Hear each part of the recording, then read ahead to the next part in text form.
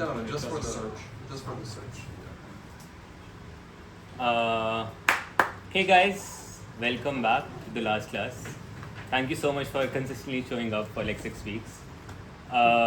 Today I wanted to touch on some things which are being done, like some of the research work which is done on the frontier, and also looking at like what is coming next.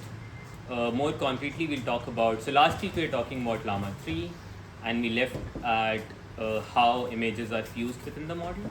So that is something that we'll start with, how multimodal models are built. Multimodal means different modalities. Till now we have only talked about text as one modality, and we'll talk about how different kinds of modalities, specifically images, are fused into frontier models.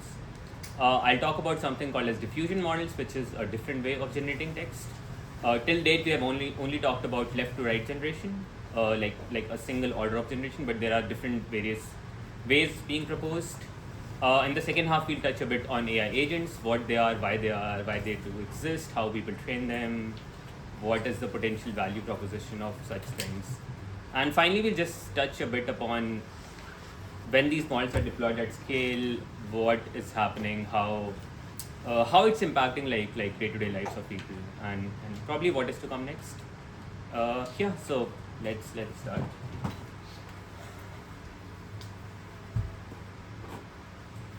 So last week we were talking about Llama 3 and like how Llama 3 is trained to like generate text for at like using with pre-training with everything, and we were touching upon image as an input.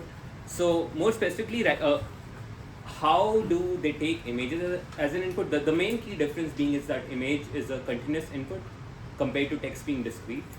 So because if you have a discrete input, we talked about how you can do tokenization, break down into like small subwords, and map each subword to an embedding and like pass the embedding to a language model.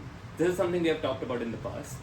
And if you have a predefined discrete set of tokens, you can basically define your vocabulary size, right? You know, like, hey, these are like 150,000. Oh, thank you. 150,000 words in my entire vocabulary, and I'm going to like map them to some predefined embeddings. And that is how our story began previously. With images, we have these continuous variable size input data, right? How do we treat them? How do we pass them through transformers? So in 2021, OpenAI came up with this paper called Clip. This was one of the papers talking about how you can map images and text together, like in a shared representation. Because if you train, let's say, on text, and if you train on images separately, if you say something like, hey, a cat is rolling down the stairs or something, and you have an image of cat rolling down a stair, there's no way to like combine those two in like shared space of a shared representation space. So Clip wanted to do that. This is a very simplified architecture for what Clip was doing. Imagine two transformers. Like on the top there's a text transformer, at the bottom there's an image transformer. We'll talk in a second what an image transformer is and how that is different. But at a high level, these both are transformers. They start with like some in embeddings. In case of text, we know you can like tokenize it into like tokens, and then you can have like start with like set of embeddings, and that is what you pass to the text encoder. Notice here we are not trying to do any next token prediction, so we don't care about like masking the future. That is one reason we are using an encoder here instead of just a decoder. Just to remind you, the only difference between encoder and a decoder was that the encoder can look at everything and the decoder can only look in the past tokens. The decoder cannot look at future tokens. That is the only difference between these two things. Here we don't care about like cheating or like the model looking in the future. So we can use a text encoder, we can use an image encoder, and we can get these things at the end of the day, like these embeddings for different input tokens, as we were talking about before. And what we do is this loss function where we say, hey, take this image. Okay, actually before that we get paired data set. Like we have to start with a data set which is paired. So in this case, you talk about a puppy and you name what the puppy is. So you go on the internet, find like captions or generate captions or like using different form. Llama talks a lot about how they prepare the data set. For example, they take a web page, take a screenshot, try to generate like a caption for it. So a bunch of ways where you can like find a paired data set. More specifically in the Llama paper, they use 6 billion paired data points to start training this encoder. And then what they do is they pass it through the text. So again, just to clarify, this is totally separate from whatever we studied before. So the entire Llama stack is as it is, and we are training this separately. So this is a totally separate team working on training an image encoder, and we'll talk in a bit how they'll fuse them together.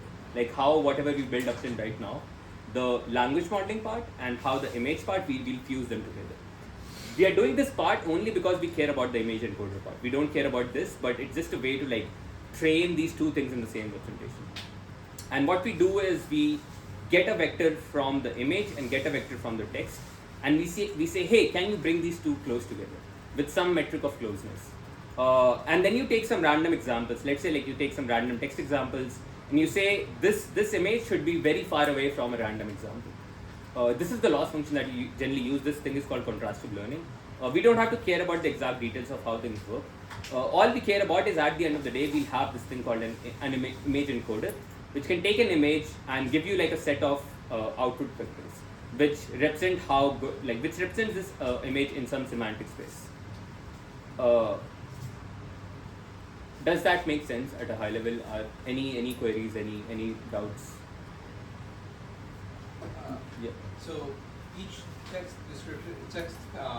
item that's paired with that image is a description of the content of that image, and the goal is to get the representation vector to be similar to the representation vector of the paired image. Yes, as close to as possible. Okay. And this is just a way to learn a good image representation, an image encoder which represents what the image is. So it seems like you're doing some inner product in the boxes, like the box on the right. Is that what you're actually doing? Or because it's naively not obvious why like the space of images and the space of like sentences would have the same dimension? Fair, but you can, yeah, sure, that's a good point. But you can like make the vectors in a way where they have the same dimension. Actually, before that, I think what is being represented here is not just, so this guy is one vector. You pass in actually a batch of images, yeah, and you get like a batch of vectors out. Yes. So the final vector can be of the same dimension. Does that make sense? So you pass in a text, right? Yeah. Let's say it has like 100 tokens. You just take the final token, like the final vector. So people usually have a reserved token at which you'll pick up the final embedding. Sure. And you'll just discard everything, because at the end of the day, self-attention has merged all the information out there. Yeah. And for the same, like you do this something similar for images, or maybe take a mean pooling or something. Like at the end of the day, we're just talking in a second like how images actually pass to the network. But at the end of the day, you get a vector, let's say like 700 dimension for both, and then you take a dot product of like the I1 with P1, so you want them to increase, and you want everything else to decrease. Yeah, but that's like the non-obvious bit. Is like somehow you have coerced the text vector space to have the same size. Exactly. That is the exact point. You want in the latent space, you want to align the text space with the image space, and because the text and images come from the same distribution, which is the human language, human world distribution, they're definitely you're doing a matching function. Where you're taking like all the text representation and all the image representation and aligning them together. That makes sense. Yeah. Do they explain the technique they use to create the text? And like, because there's a lot of ways to describe an image. They did like a bunch of things. Yeah. For example, they had to like do a broader coverage. So they did simple things like take an image, do an OCR if there's a text in it, right? Have a HTML page and like describe what the HTML page is. Or for example, they were creating like synthetic plots and synthetic graphs, taking a screenshot of it and like describing, like they knew where they created a synthetic plot from. Okay. But I'm sure there are also a bunch of other data sets like real images like this where you have like predefined captions. Zoo, you had the question? Somebody else asked it. Right. So the entire point of this training was to get a starting point, basically a starting point which can load an image. More specifically, how you do that, like how image encoder is built. So again, as I mentioned, the only problem was how do you pass a continuous variable size image, both variable size but also continuous pixel images to transformers, because right now we studied discrete transformers which take discrete embeddings as input, and everything like starts from those embeddings. A very simple way, which is called a vision transformer, is this very naive idea. You take an image, break down into some patches, define a patch size beforehand, and then you basically line them up sequentially. And this is a very simple idea, and in a way you're also throwing away stuff, because images are inherently 2D structures, and you'll have to obviously go and like do positional embedding stuff as we talked about last time. Yeah. Can't we just use a two-dimensional positional embedding? Yeah, they use two-dimensional positional embedding. I know, yeah, that is my point. They use two-dimensional positional embedding to like pass in the two-dimensional information, but in a way you're still serializing a two-dimensional space. Because at the end of the day, these are treated as like set vectors, or like taking take dot products across these sets. But the point being, so this idea is called vision transformer, or VIT in literature.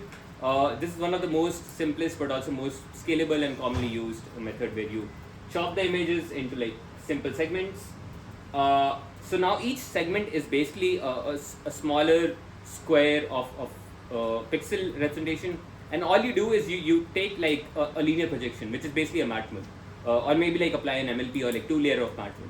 So you take like pixel values, literally serialize them and pass them through linear projection, and you get what is an embedding here. So the only difference between like a VIT versus a traditional transformer is, in a traditional transformer, when you have text as an input, you can just map the text beforehand. You can map your entire vocabulary of like 150,000 words to a predefined embedding. And here, because you don't have a quote unquote vocabulary, what you do is you create these things called projectors, which will give you a vocabulary on the fly. So it will give you an embedding, and then after that the story is the same. Like once you get the embeddings, everything is the same after that. Is it trained to predict an occluded region of the image? Again, there are various ways in which, so once you have an architecture, the loss function can vary. Right now, our loss function was this, right? So right now, how we were using this was, you had a bunch of embeddings at the end, and you were like bringing embeddings closer. And the gradients flow back into those encoders to train them. Yes, they have to, because but again, once we actually sit here.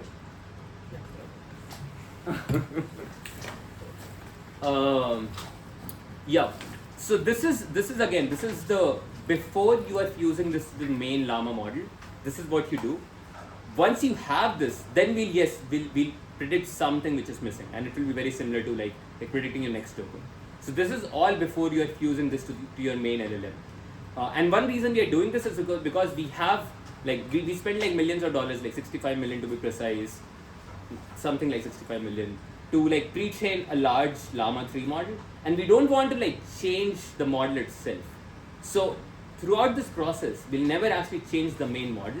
We'll only define how do you fuse some additional information, which is a very important point. Like we have a trained text transformer, and even when we fuse this thing, we'll never change our main model. So our main model will behave exactly the same on text as it was behaving before. We are just fusing in some additional information from the side. And as a first part to fuse that information is this image encoder part. And this is exactly like how you pass the image to the image encoder. So the text encoder is already trained beforehand, and then this is trained to align the vectors. No, in this case, we are training both these things together. Okay. The text encoder, we are going to throw it away. We are not going to use it. I see. Yeah, we like literally throw it away once we are done with this, and we'll simply use the image encoder. Does that make sense? So these are like very small models, and we are like, and I don't know the exact size of the text encoder, but the additional models are quite small, and we are just adding that to like find our representation. So does that answer the question? Yeah. Okay. So now comes. Oh, by the way, we'll use. Let me come to the main picture.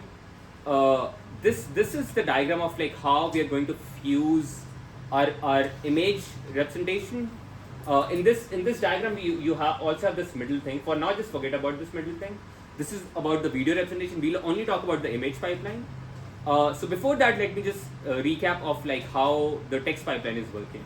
On the very right, we have the text pipeline where we start from the very top. We have text as input.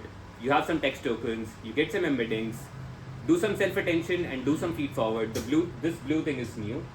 And then you get some text as an output. This is your standard Llama 3 pipeline, which we talked about last week. We have already trained all of this. The gray part is all shaded, and that is not being changed. So we are not at all changing our default pipeline. All we are doing is adding an additional component, which is called cross-attention. So right now in transformers, we talked about the two layers, self-attention and feed-forward. Like if you remember, like communication and computation layers.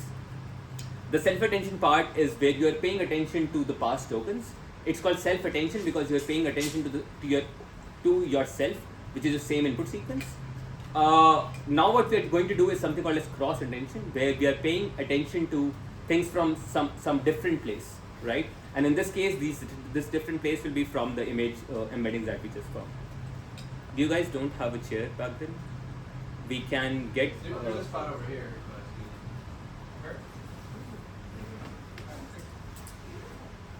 There's a stool in Zoo's room if you want. I'll grab it. Sure. Oh, Iris, maybe you can take the...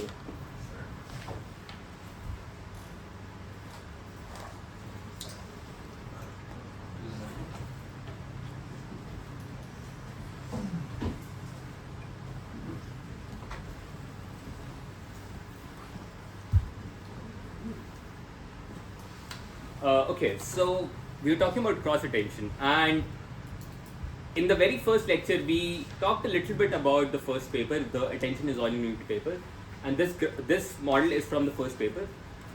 Most of this class, we have only talked about the right side of this picture, which is a classic decoder, which is what a GPT is, which is what all these models are.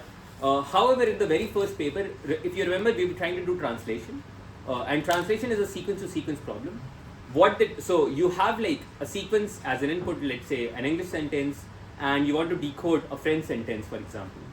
The sequence is in input. So imagine that's your prompt, like in your traditional setting, that's what is called a prompt, and you want to like convert into a different space to a French language. What the original paper did was so again, the prompt, you can pay attention to all the tokens. You don't have to like mask the future. You don't have to like, because there's no worry of cheating. Like if you have an English sentence as input, you can mask everything. You don't have to mask anything. However, for the decoder part of things, you have to mask the future. You cannot look in the future. You have to have a causal mask. And that is literally the only difference between an encoder and a decoder. An encoder has no masking. It can read all the inputs, and when it does self-attention, it's allowed to take the weighted average across all the tokens, even the future tokens, because during inference you'll have all the tokens. Like at no point you will not have access to that information. However, for a decoder, you can only look at the past tokens, because when you're doing this generation, when you're doing the translation problem, you generate token one at a time. So during inference, you'll actually not have access to the future. So you cannot look at the future when you're being trained. So the original paper, it was an encoder and a decoder architecture. They are basically the same thing. An encoder and decoder are basically the same thing, except for the mask. In encoder, there's no mask. In decoder, you can only look at your past. And they had to fuse information somehow. And they introduced this idea of cross-attention there, which is again, it's not quite popular anymore.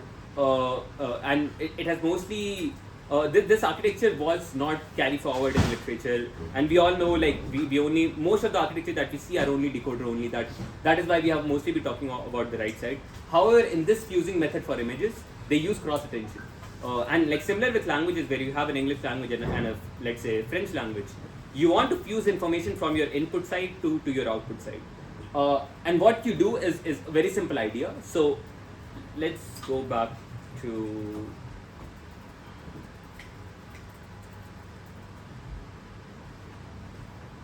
this diagram.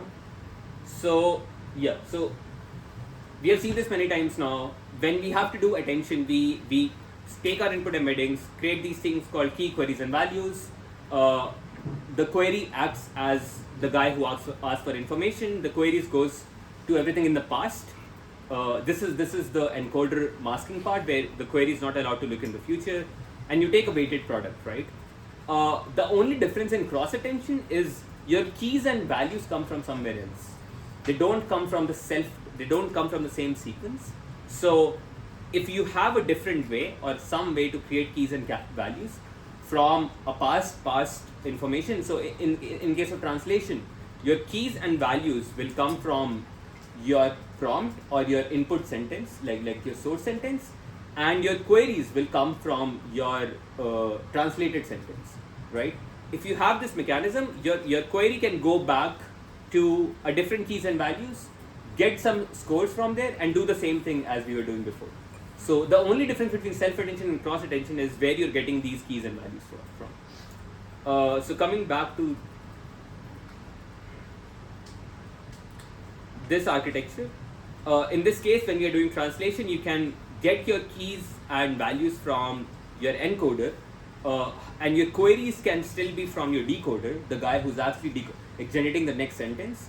That way you're able to fuse information from the past, from something else. Does that make sense? Like, is that clear?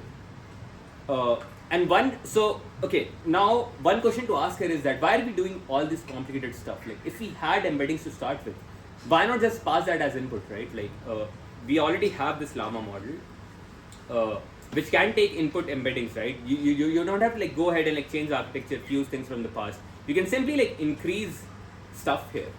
Like you can just like pass more information in the input, right? It already knows how to like look at embeddings, text embeddings. It can learn to like do new things. There are two main reasons. The first one, as I mentioned before, we don't want to change this architecture at all. We don't want to modify the weights. We don't want to do most of the things. Like we want the text part to remain the same. And the second, I think, even more important part is images can be really big. It depends on your patching, right? Like if you have very small patches, you can end up with large number of tokens, which end up inflating the context window by a lot, and that end up consuming a lot of memory, and you have like different problem downstream. So these two reasons are the main reasons cited in the paper why they don't want to inflate the context window, they don't want to change the model, and they don't want to like increase your context window. That is one reason. What they do is what we saw up until right now. You take the image, you have this image encoder which is pre-trained. Again, remember, a different team worked on it, pre-trained an encoder using the method we talked about before, using the clip method, and you get out which are these embeddings, right? Like you already have embeddings, and these embeddings are for each single patch. Each patch will get one embedding, and then you want to like fuse it in here. So you add some form of adapter again, because you need to adapt the embeddings coming out of here to what you want to get to the final layer. And they did not mention it, but I'm sure what they do is they create some keys and values from this embedding, and the queries come from here, and then you fuse them together in this step. This way, so this was pre-trained before, but when you are adapting it to your transformer, you have to continue to pre-train it, because the things coming out from here do not have any idea where they're going, right? They have no idea. They're just being like fused in between like a llama model. So they have to adapt to the llama model. So you continue doing pre-training. You continue doing pre-training for the image encoder, so that they're able to like adapt to this new environment they're just fused into, without actually changing anything from this part of the network. And more specifically, I think they don't add it everywhere. They add it like to every fourth layer of the model, which I'm sure is just like a design decision here. But yeah, that at a high level is how, once you have a model which can read text, you're changing the architecture or like modifying it to like read a different modality. Any questions? Yeah. Were you saying that the image gets adapted to key and value but not query? Yes. Interesting. So because this is how you pass in an image. So you can think of image as a prompt, right? Mm-hmm. And also the text that will come along with as a prompt. Mm-hmm. In this entire architecture, the image is not being generated. Mm-hmm. So at no place the image is as an output. So image will always be prompt. So you'll always have the entire image. And the queries usually come from the thing being generated or the thing being like at the other end of it, right? Mm-hmm. So you'll have an image and probably you'll have a prompt saying, hey, what is in this image or something like that, right? So the queries can come from the second part of it, and the first part doesn't need to give you any queries, because the queries only have to go to the keys and values to like ask, hey, how important are you to me? I see. Yeah.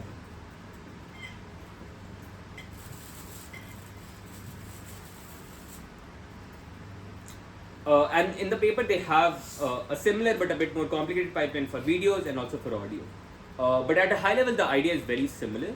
And if you and in the entire transformer world, one reason transformer as an architecture is really amazing for different modalities. Recently, I saw Waymo doing a scaling laws paper where they have a very different modalities coming in from LiDAR signals and other things. So one reason which like people have been able to throw transformer at any problem is, as long as you can figure out a way to do this, as long as you can figure out a way to serialize your data and figure out some way to start with embeddings, at the end of the day, this is a weighted average operation on a set of inputs, right? This is literally said in some domains like biology and other things. There are also places where positions don't matter as much, so you can also throw away positions. For example, I'm working in the financial market space. We take data from financial book information and we do something very similar to this. So as long as you can like have data, able to serialize it, and figure out how to adapt it to get some form of embeddings, you can basically adapt the same architecture to many different domains. And that is why one reason we are seeing like more and more progress across like many different fields, because a single architecture, and again in this case you can take learnings from say text world, image world, and apply the same learnings to different places. One learning being obviously scaling laws, which we have talked about many times in the past. You see again and again in different modalities the scaling laws still obey, because at the end of the day you have figured out a general-ish architecture, and the only difference is like how do you tokenize your data in a different representation.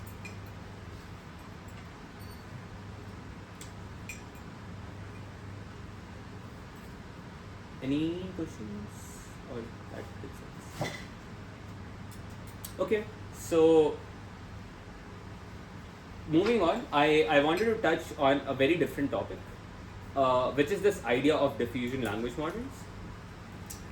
So far we have only talked about language models in a very traditional left to right generation, which are all of our GPT models. Everything you see online, most of the AI which we see is a traditional left to right generation.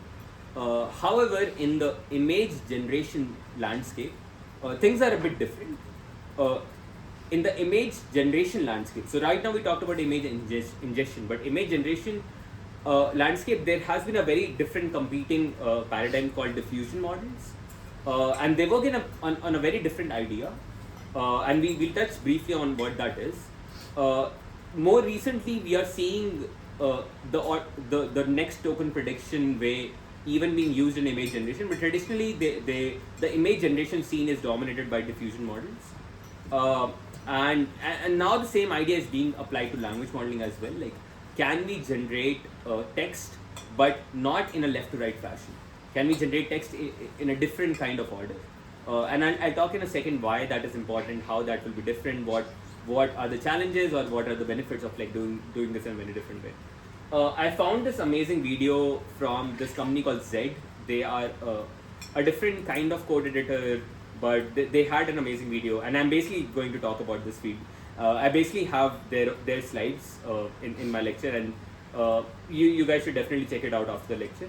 But to start with, so right now we have talked about this idea of left to right generation. It's also called as autoregressive language modeling, where you start from a prompt. Let's say in this case a prompt is just a single character, and then you keep generating tokens one by one.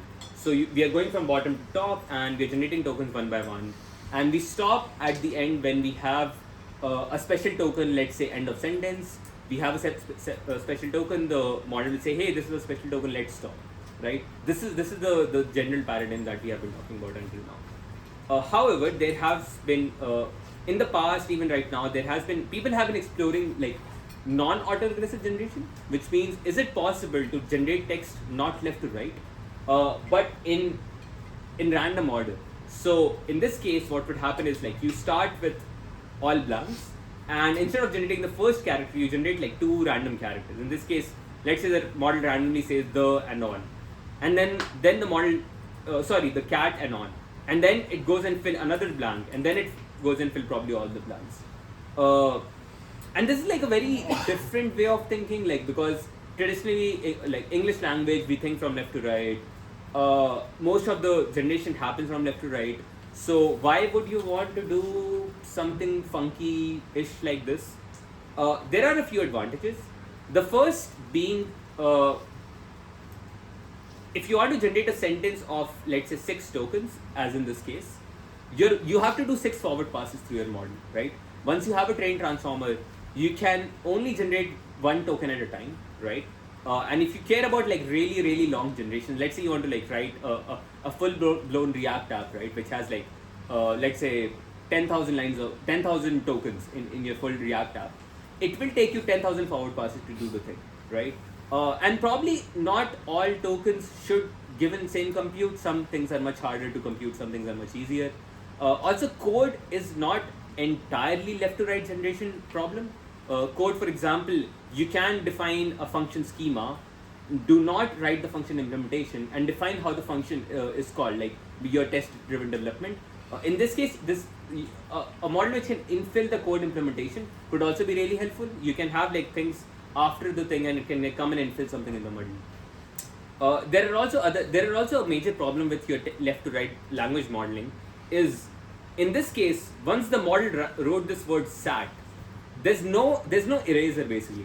It can't go back and delete something. There's no backscale, which is a really big problem. We have seen this again and again when the modelers like trying to do math problems.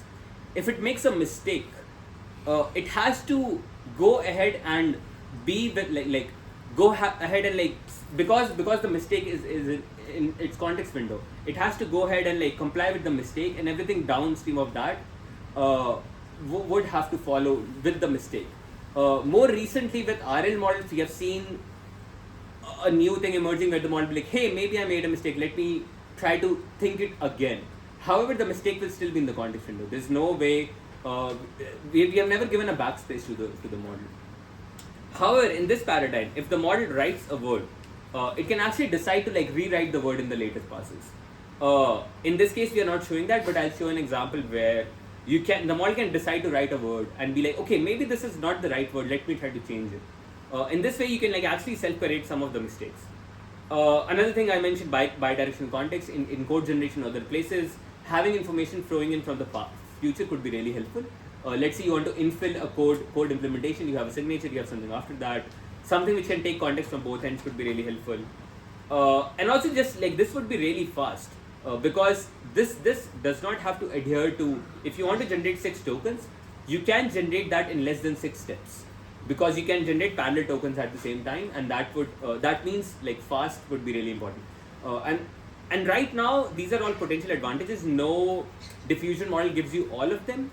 There are like really fast models, but they're not as good. There are amazing models, but they're very slow, etc., etc. And this is one area the field is really pushing on to. Recently in Google I/O, Google released their the first diffusion text model, and I think they are one of the leading companies. There's also another company called Inception Labs who are trying to push on the diffusion side of things.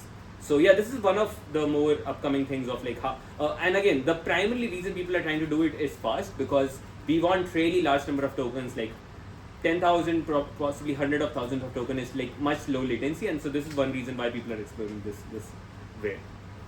Let's talk about what exactly is happening. So I mentioned like diffusion is a very common process is in image modeling. The idea. So let's talk about the idea. You start with at the very top. You start with an image, which is an image of a cat. And you get it like you get a random image from the internet, and what you do is you add some noise to it. You're basically like taking each pixel, adding some Gaussian noise to it, like basically perturb the pixel by a small amount. And you do that again, and you do that again until you arrive at white noise. Because if you keep doing that, you'll basically arrive at something which looks like white noise to it. And then what we want to do is learn a function, a mapping, which goes from this point to this point. what we want to learn is a mapping mapping F, which takes a noisy input and learns to predict noise so we can remove from it. Does that make sense? Let me iterate. So this is the forward process. We'll take a clear input, iteratively over some steps, keep adding noise. So this way we have built a data set, right? This is a data set. In this case, you have 4 images. And if you think about it, this is also a paired data set, because you know exactly the amount of noise you added in the first step, in the second step, in the third step. And you have a training objective where you can take an image and be like, hey, I knew exactly the kind of noise I injected here. Can I predict the noise value? For example, here to here. Can I predict some noise value so I can remove from my image and you arrive at this point? And if you have this function which can work at any point in time. So again, remember, we are training a single function which given some point in time learns to remove noise, right? So if you use Midjourney or like other places, you'll see like the image is slowly being built up. Like there's some noisy version and you'll like iteratively see how the image become clearer and clearer and clearer. This is exactly what they're doing. And this also shows on the UI and like many image generation apps. You start with like very noisy input and they slowly are iteratingly refining the image. One great point about this is also like the inference time improvement is built on. You can just spend more compute during inference, like for example, have paid users and have free users. For free users, you do like only 3 steps. For paid users, you can do like 10 steps to remove more and more iterative noise. And that way you arrive at this final image. So this has been like a very prominent, dominant pattern in image generation. And people wanted to explore the same thing in language generation. So at a high level, the idea is very simple. You take a sentence, grab something from the internet, add noise until you have total noise, and try to learn a reverse mapping. The problem is text is discrete. How do you add noise? You can't go ahead and add Gaussian noise into text.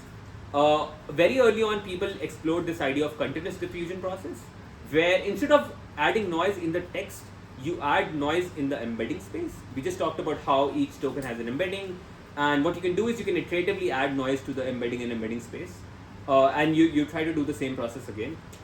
This, however, did not pan out, or it's still an active area of research. This is not how people are actually doing it right now. So yeah, but I just wanted to highlight it that this is what was also explored. What actually happens in practice is what is called as a discrete diffusion process. Here, the idea of noise is extremely simple. So this is an extremely simple process. The idea of noise is you just remove some words. So you take your sentence, you remove like let's say 2 words at random, and then you do it again and you do it again until you arrive at like basically a bunch of empty blanks, right? Each blank is a token. So this is a special reserved token. It's called mask. So what you do is you basically like decide some percentage. Let's say you define 15%, and you remove like 15% of your words from your input, and you substitute those words with a mask token, and you do that again and you do that again until you arrive at basically like all mask input, right? If people like early on, there was a model called as BERT, which was basically doing one-step process for this generation. So BERT was a very early model, which was the encoder side of the modeling. Since then, we have been talking about the decoder side of modeling. So BERT, and there have been some papers which talk about how BERT is one-step process of whatever is going on here. The idea for BERT is very simple. It's basically fill in the blanks. You have a sentence with some blanks in it. More specifically, BERT used 15% as noising ratio. You remove 15% of your words, and you try to predict all the words from it. That's it. That's as simple as it gets. And what you learn in this process is you learn about English language. You learn about human representation. So this is a very similar idea as GPT. Instead of predicting the next token, you're predicting infilling token. You're predicting some mask token from the middle. So yeah, this is exactly what BERT was doing. So in practice, in theory actually, you can do the same process but iteratively multiple times, right? You can train a jet. So because BERT was pre-trained with like a fixed percentage of masking, which was 15%, and it had a different objective as well. What you can do is train a model with the dynamic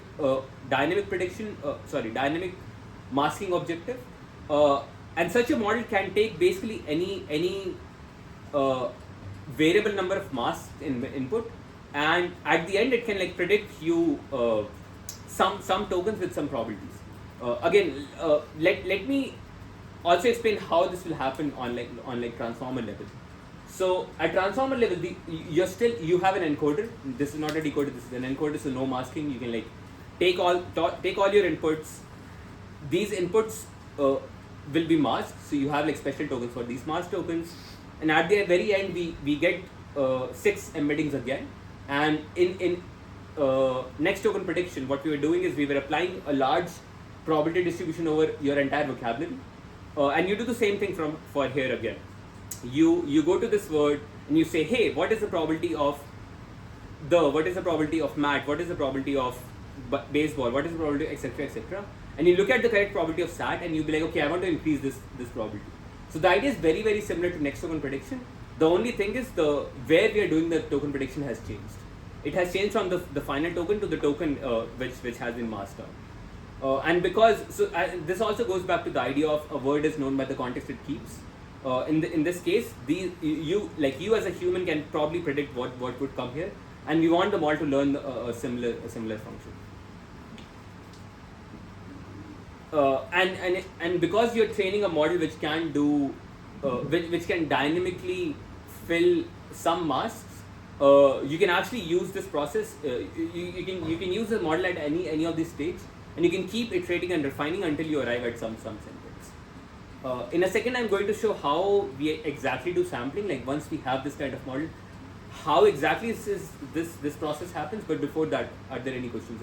Any confusions at this point? Yeah. So am I correct to assume that for n tokens, this will never do over n passes? Yes. No, it's actually up to us. We can, if we want, we can sample words and replace words as well again, right? So if we want, we can have more than n passes, but in practice we want much less than n passes, because only then it will be faster than your traditional next token predictor, right? Yeah. And can I respond to that too? In image generation, there's cool samplers that let you like vary the image over time. So you run it for like a bunch of passes, and then you just keep running it, and it just continues to change what you get, which is kind of cool. So you can explore the space of possibility. Right. There was a question. Yeah. Is it only predicting on certain tokens every time? No, it's predicting on all the tokens. So yeah, during sampling, I'll show how it's predicting on every single token, and how we'll choose which tokens to keep and which to discard. Yep. I mean, maybe you're about to go into this, and I'm actually curious what the other guy who was offering advice has to say on this, but do we know how applicable image-based techniques for diffusion models are to text at this point? Like, can we use some of the samplers that are currently being used for image-based models? You mean in image diffusion models? Yeah, image diffusion models. I don't know that. Does anyone try using like control nets? Or Yeah, I have no idea. Pretty sure they're just curves, so I assume, but I don't know, like most of the diffusion language models seem to be a lot more locked down. Like you can't really play with the parameters on Gemini diffusion. Yeah, and right now we don't have any open models, right? I think. Not that I'm aware of. There was a question. Is that a tokenizer? It's the same tokenizer. You are doing the same thing. I mean, as far as the papers. So by the way, 2 concurrent papers came out at the same time. There has been a very rich literature in diffusion, but more recently 2 concurrent papers came out at the same time. They were even named the same. I think one of them decided to name them something else, because the idea were very, very similar. But yeah, I think as far as I'm aware, they use your default tokenizer. Was there another question I'd keep up? Yeah. Yeah, so here, like, there we are like, I guess we'll discuss like what the loss function would be in this case, like for each step. The loss function is literally this. You're trying to. Is the KL divergence of the whole sentence, is that? Oh, I don't know actually. I have not gone down that rabbit hole, but I don't know. As far as I know, this is you're trying to like literally do your same cross entropy loss, but I'm not sure if there are like other auxiliary losses people use. Let me. Okay. Yeah. Go ahead. Explain sampling. Okay. Sure. Let me show you how sampling works. That will make this even more clear. So let's say, so now again, you want to generate some text, right?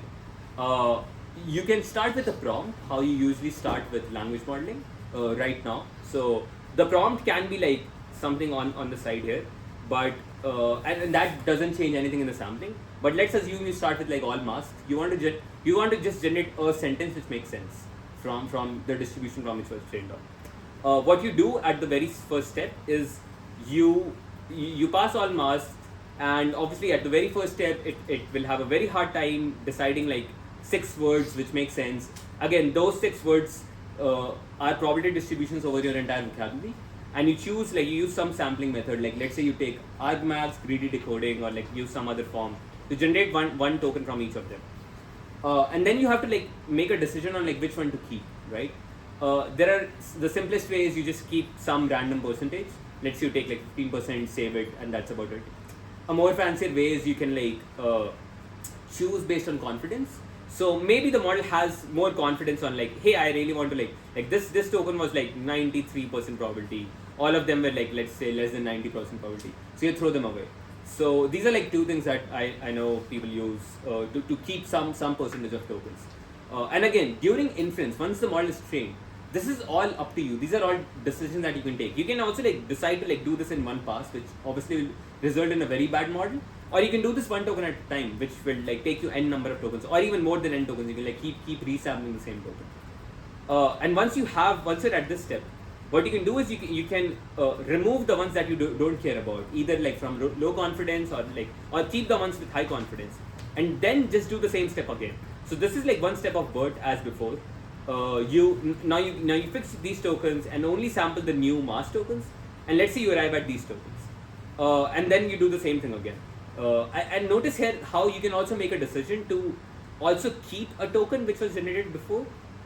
So in this case, let's say because again the BERT model is giving you an embedding for each of these, and it's giving you a distribution over all the possible tokens. So if you really want, you can actually resample a token, and this way it can actually fix the mistakes from the past. So in this case, let's say the model was writing big cat on the mat, decided to like resample big to like the in this case. So in this way, you can see how we have number of design choices during inference. You can choose how many steps to take here. Usually this is much less than the number of tokens or number of like starting points, because then only this will be fast. But you can, like, if you want, you can resample things from the past, and this way the model can also correct some mistakes which were made in the past tokens. One question which I had when I was reading this is, how do you decide when to stop, right? And what if you want to generate like a really large output? Because in this paradigm, you have to like predefine how many words you want to generate, right? Which seems like a big limitation to me. Like, and this was like something I really wanted to know. Like, how do people like how do people generate like long sentences, like, or like really long outputs? And how do people decide like when to stop doing this thing? You could have a special token that's like delete me or duplicate to stretch or contract. That's a good point. Yeah, probably. Wait, but then I see. So the token just says, hey, stretch me. So it like stretch something in the middle. Yeah, fair. How would the training objective look? But yeah, that's an interesting idea. What people do are much simpler things than that. So the most naive thing that you can do is basically like start with like a very large sequence length and add some padding tokens at the end, right?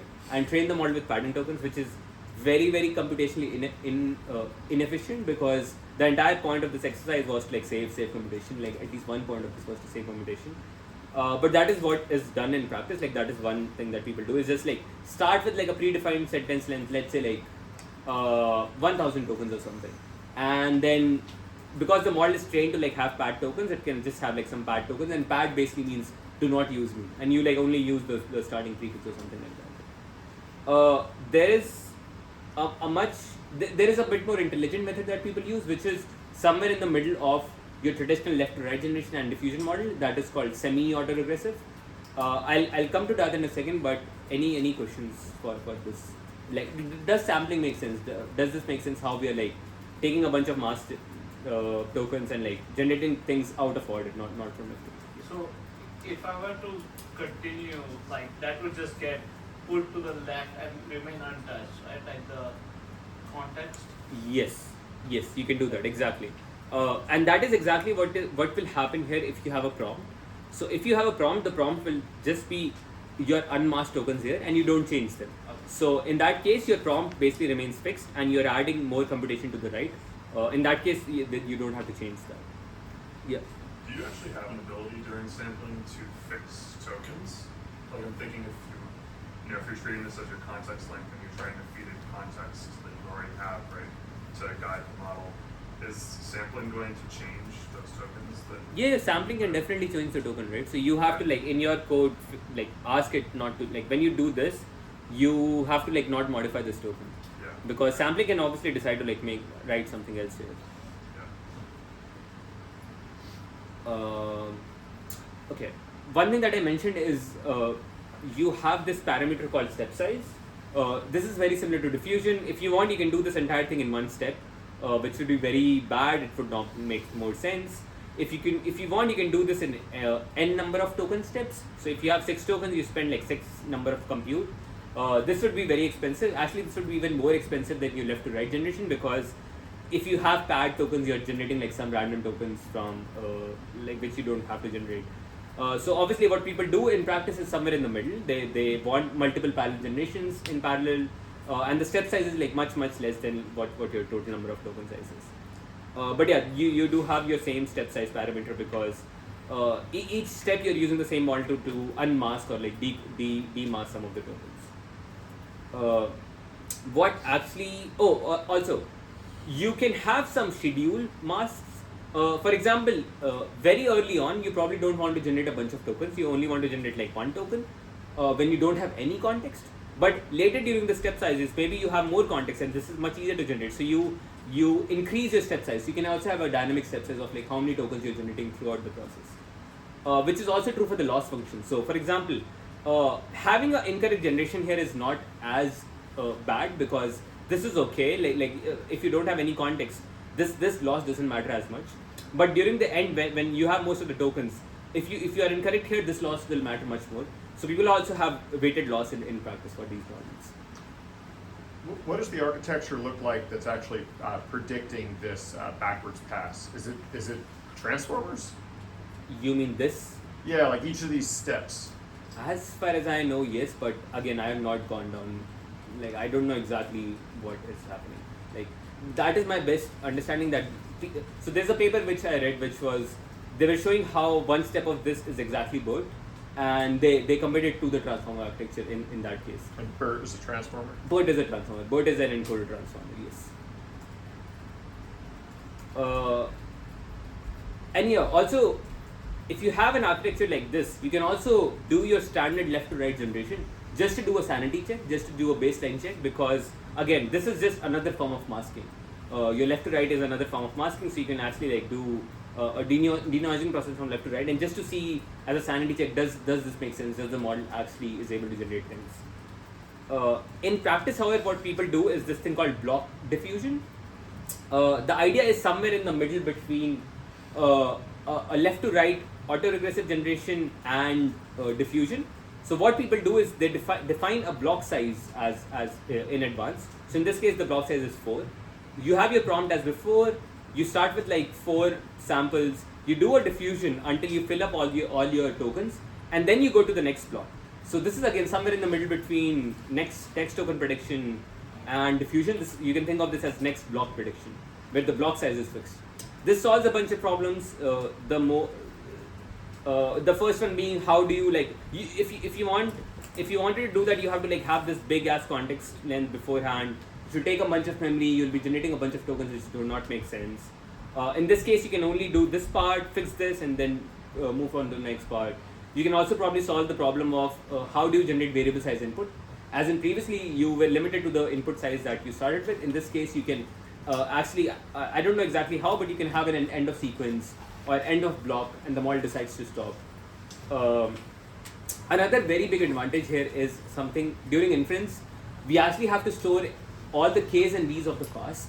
I have not touched much on inference, but because your past tokens are this, you have to store, and when you're doing a new forward pass, this query has to go back and interact with all the K's and V's of the past.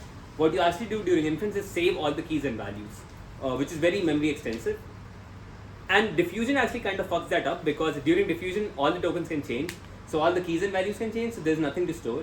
With block diffusion, things become much more manageable. You have like some consistent prefix, and you can like keep storing the keys and values for that prefix.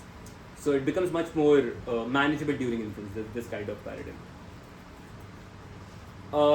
And yeah, as we mentioned, Google during I/O released their Gemini model, Gemini diffusion model, which is text diffusion model.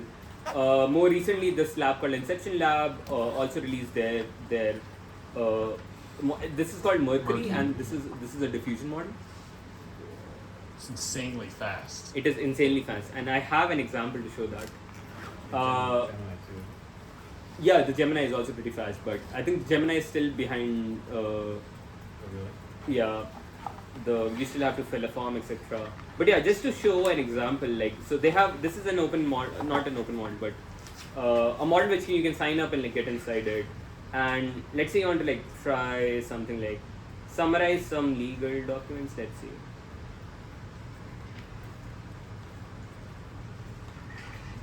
You see like how it was able to generate the entire thing in a single like much faster, and they also have this funky UI. I don't know if that are actually the tokens being generated or just for the effect of it, because they have a button here which says, hey, do you want the diffusion effect to beyond or not?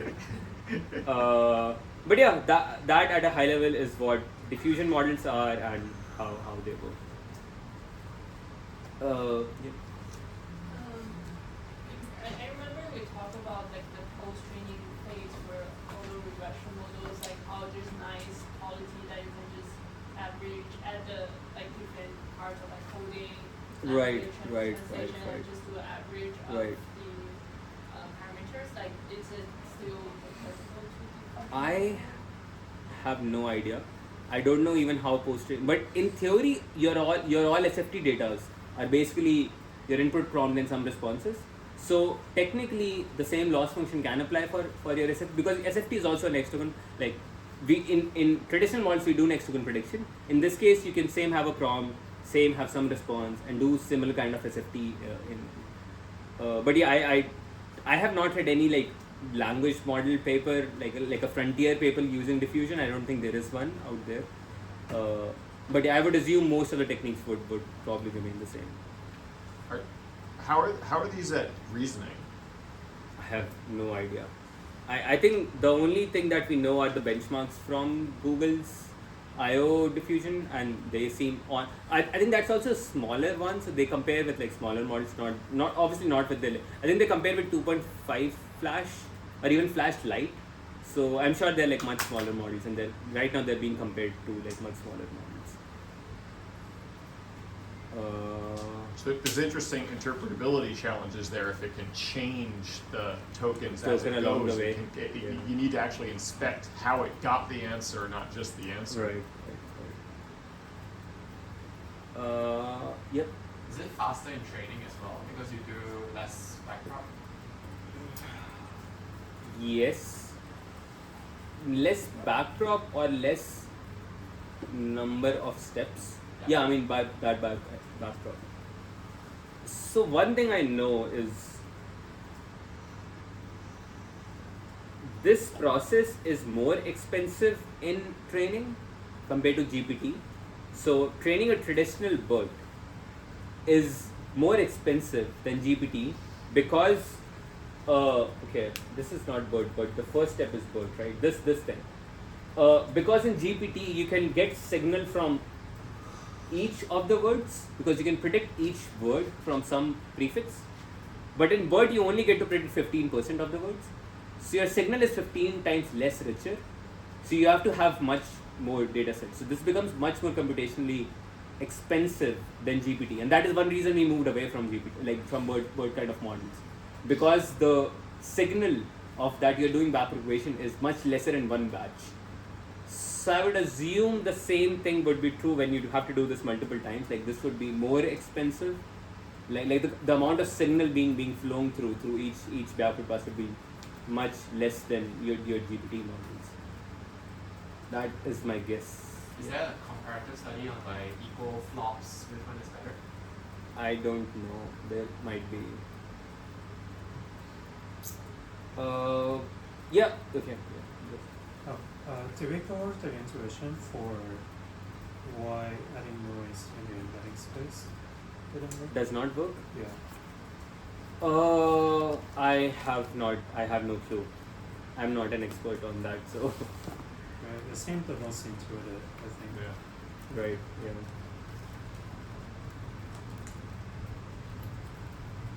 Okay, if there are no questions, let's take a break for 10 minutes and we'll come back after 10 minutes.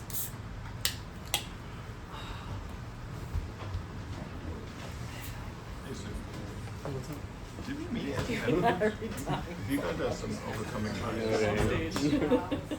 I'm sweating. I'm trying to think if I've met you there. It would have been like 2.5 or 3 years ago, probably. I haven't really done recently. Yeah, what's your name? Chris. Nice to meet you. Yeah, were you in overcoming bias for a while? I booked onto a couple meetups, particularly like when Scott Alexander's been in town. Oh, right. Kind of a fanboy, but He's cool. yeah. I mean, he hasn't been writing as much recently, but He did publish something just today. yeah. Yeah, I got I actually wasn't checking the frequency because for a while he posted a lot, and I it was actually too much for me to catch up, especially since like it was super long. But I did enjoy his writings. Yeah. I think he branched out a lot after astrophilics too. Yeah, I think I read the original Space Stars. Yeah. How did you find out about the class? About this class? That Sumo posted on the Overcoming Bias Discord. Oh, I just happened to look at it. Cool. And did you join Overcoming Bias? After Overcoming.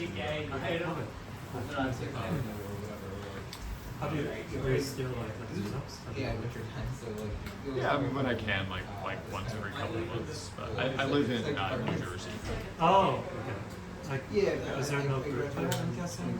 Oh, New York acts as this like cultural gravity well, and all the immediate areas around New York has like nothing. You have to just go into the city. That's pretty cool. But it's fun by me.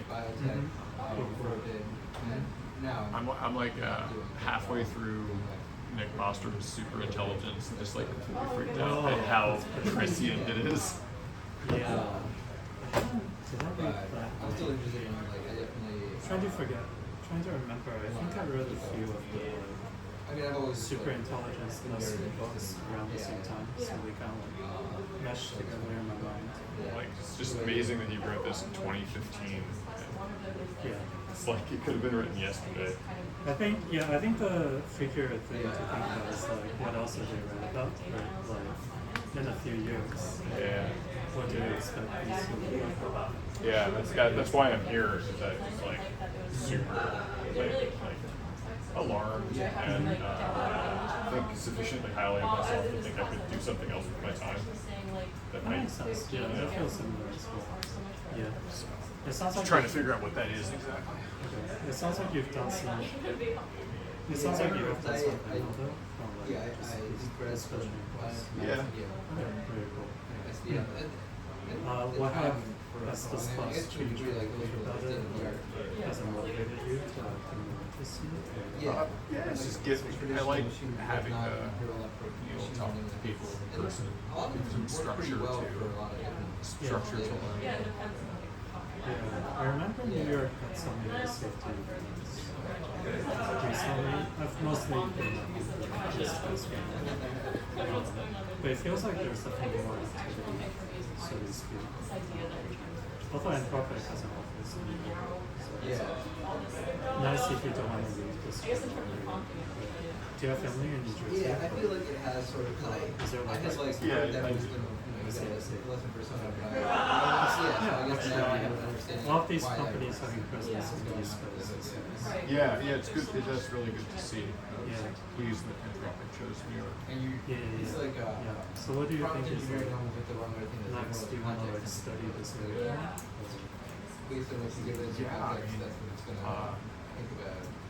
The interpretability research attracts me, particularly. Oh, cool. I think alignment's an even more important problem, but it kind of goes over my head a little bit. That makes sense. I mean, interpretability is like a pretty promising approach. What's that? Interpretability is a pretty promising approach to the so, Yeah. and there's actually a lot of The interpretability of the chain of thought I find really interesting. Like, all right, so look inside the model, but then now what's going on in this autoregressive chain is really important. You know, you use Claude code and the thing spins like, you know, it can spin hundreds of thousands of inference tokens and subagents and everything, and it comes up with an answer. Like, how did it, you know, there's a lot to expect in there. yeah, for sure. Huh.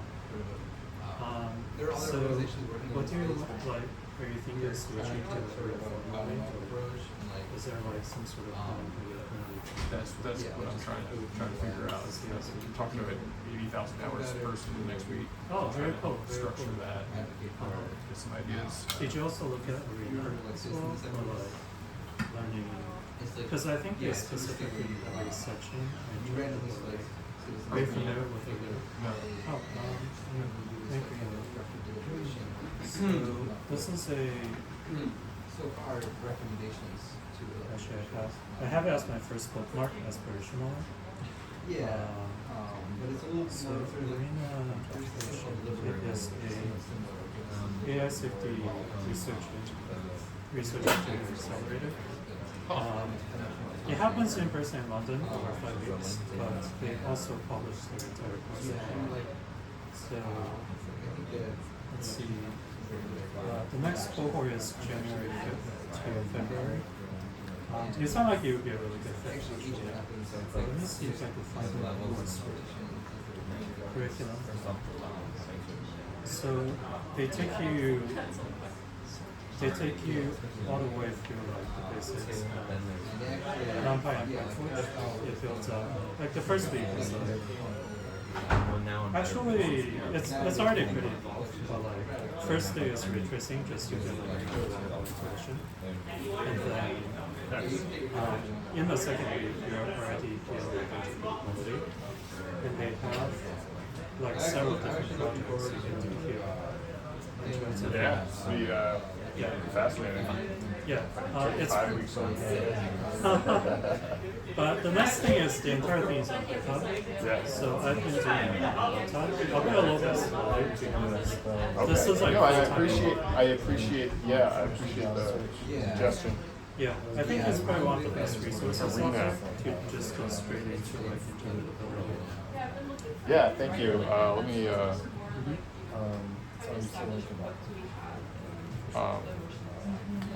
Actually, would you like text me it or something? You seem like somebody I wouldn't mind being in touch with. Sure, yeah.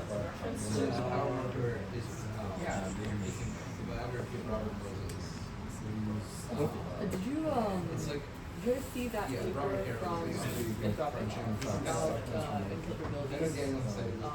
where they basically traced out the sentence like capital of Texas is Houston? Okay. Did you see that? Okay, like where it's stored. No, not where it's stored. It's like what weights get activated because it's Circuit tracing where it's yeah. I prefer the poetry one. Yeah. He saw a carrot and had to grab it. His hunger was a starving rabbit. Did they also do tokens by okay. Yeah. Oh, because they suppressed some tokens and increased it. Yeah, they were able to suppressed change the certain output, features right? to show like causal intervention. I was experimenting with like doing counterfactual inference on it to try to figure out like what influence certain tokens in the input has on a result. Okay, so you were just switching it around. Yeah, so you generate with a temperature of 1, and you can explore counterfactuals in like a very well-grounded statistical way, and you can see like, oh, this token carrot. The word carrot had this outside effect as a counterfactual. So it's like if not carrot, how does that change the probability of running? Just through the I got it. setup of Okay, so moving on, the second part of the class is fairly different. I wanted to touch on this concept of AI agents. A lot of you might have heard of this concept. It's in the air right now. A lot of people say 25 year of agents. What is an agent? What is going on? Why do we need agents? Why are people spending millions, billions now on building these things? So in my mind, there are like at a high level 2 different kinds of agents, and we'll talk about both of them right now. So let's talk about some examples of like what are agents around us. This is a screenshot from Cursor. Cursor, if you guys have seen, it's a code editor, a VS Code fork, where you can ask it to like write code, but it can also go and edit code in your repository. It can answer questions for you. There's also this thing called Deep Research from OpenAI. It was released earlier this year. This is also an agentic system. So I think moving on, so up until this point, we were talking about language models, generating static text for you. This text is basically some raw tokens which are in some human language space. But we want to like move beyond that. We want to like move beyond models which just give you information. We want them to have some hands, right? We want them to like act in the world. More specifically, we want to give them some tools, like how humans with tools are much more powerful than like without tools. We want to give them tools in the world to both read some information, ingest some content on the fly, but also modify systems, modify things, do write operations somewhere, send emails probably, maybe like make transactions from your bank accounts and stuff, right? Which is not too far in the future, I'm sure. And so Deep Research is one of the early examples of this kind of system. We'll talk about how these days the newer model releases we have to think them more as systems and not just a single model, because more and more there are like a bunch of models combined together, given some access to some tools, and then we let them use these tools on the fly to accomplish some kind of tasks. And I think Deep Research is a really good example of this. For those not familiar, Deep Research is an option in ChatGPT where it can go and do a very thorough, exhaustive research on any topic that you ask it to, and it has access to some tools, like it can like do some certain kind of searches on the web and like synthesize information for you.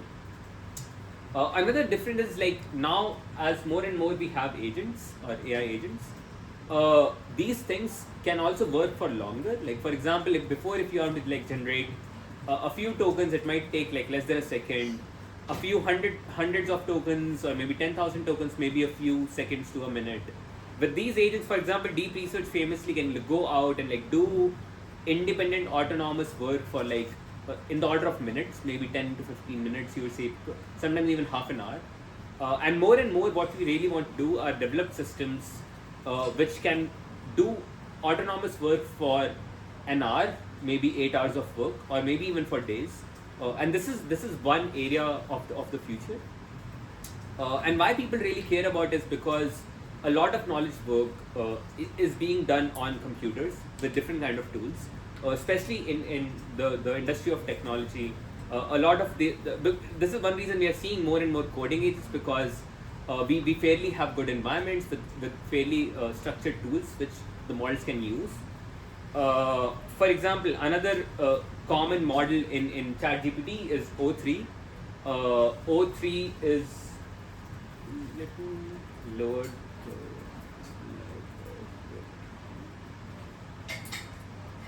So this is another model in ChatGPT called O3, and O3 is also trained to use tools. And this is also a new thing where more and more you'll see everything coming from this point forward will be like trained when it is being post-trained, not just to reason as we have seen before, but also call tools and do some kind of task.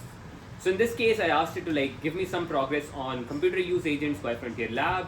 It can both do reasoning as we talked about before, but also like call some tools. So here it is like searching the web, and it is like deciding what to search the web for by its own. This is a very important point.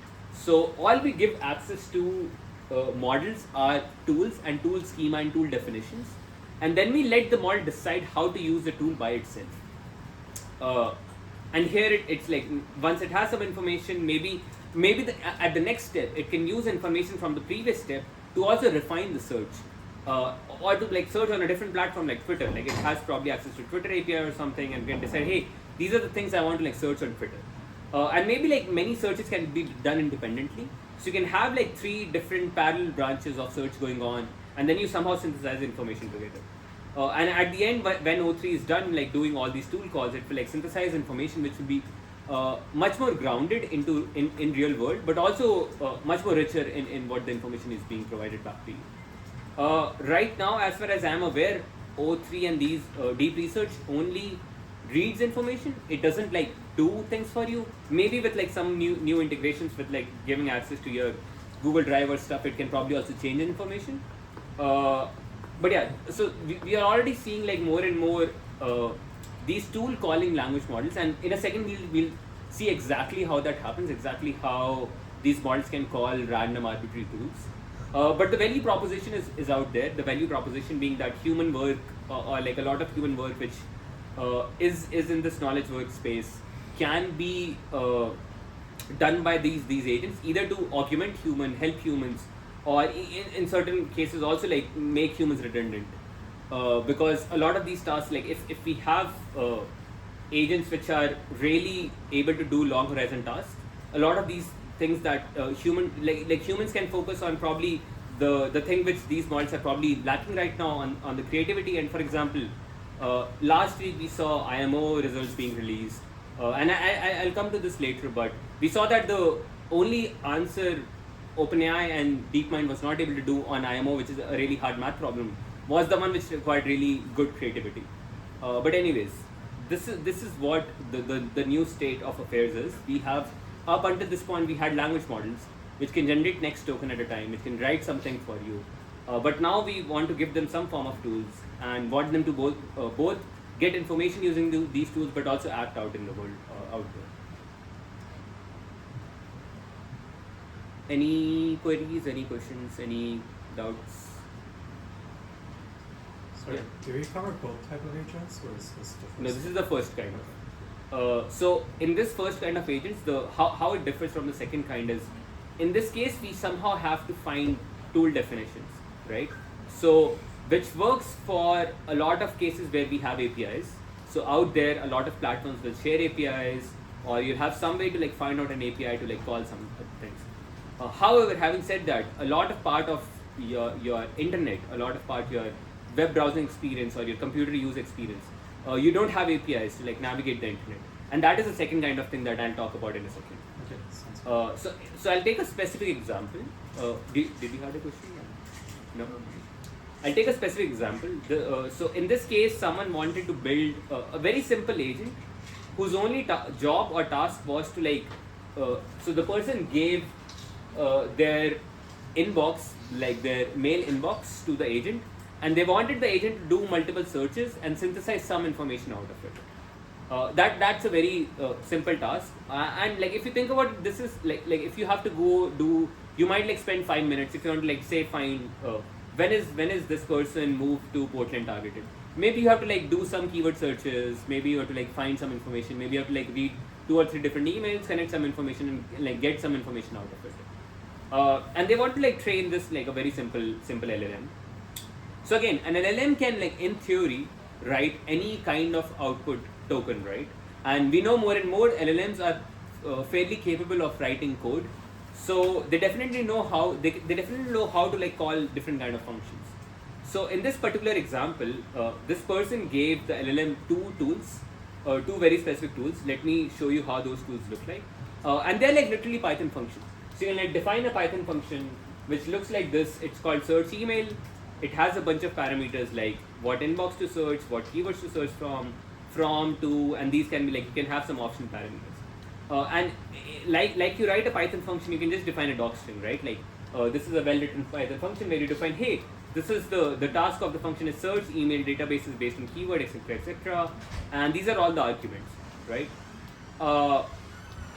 So this is like an example of tool. The implementation of the tool does not matter because all your language model will see is your function schema.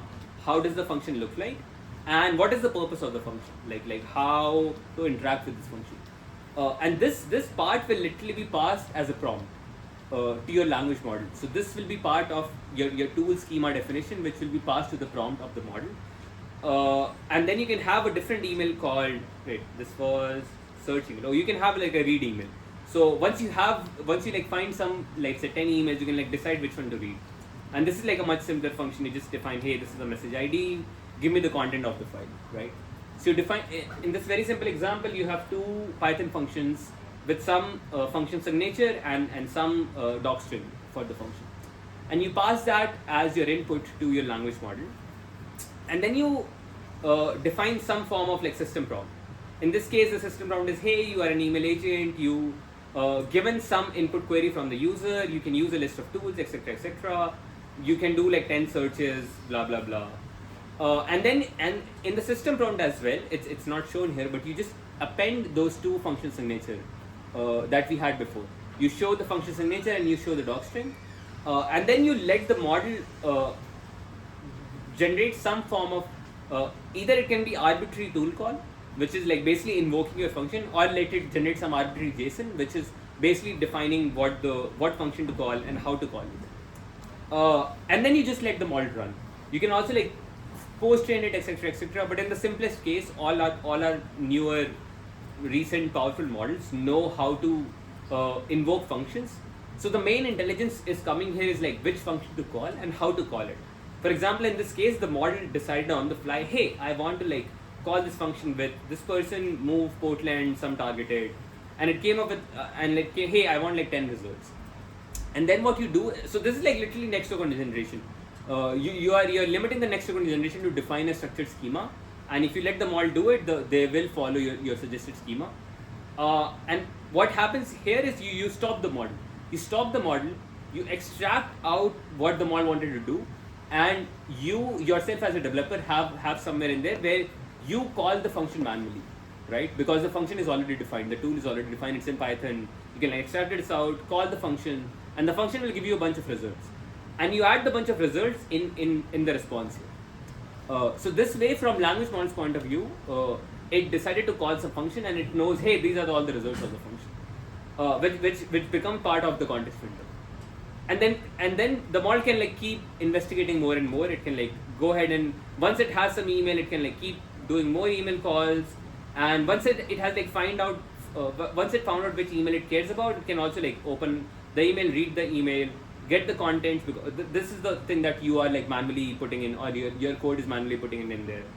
And then you usually most agentic frameworks have this like one tool called final tool call, which basically is how you want to stop. And in that case, you let the model like write an answer, and probably if you want some sources, etc., in there. And at each step, you're limiting the model to like only call tools, and you can like we can talk about how we can enforce some structure generation or some JSON generation. But because you're only enforcing the like what tool to call, you let the model arbitrarily decide which tool is important for me at this step, and how do I call it. And because everything in the context filter, the model knows as it goes forward, hey, this is important, let me try this, let me try this. And if you think about it like if you think about like a job of a software developer, right? Like at some level we are iteratively calling a bunch of tools. I want to like deploy something to Docker, that's like it could be a tool call if I have an API for that. I want to see the logs, it's a tool call. If I want to like write some code, it's a tool call, and like getting some responses back from it. So in a way, like a very structured job can be thought as these series of tool calls and responses, and our language models are capable enough to like actually do that in series of steps.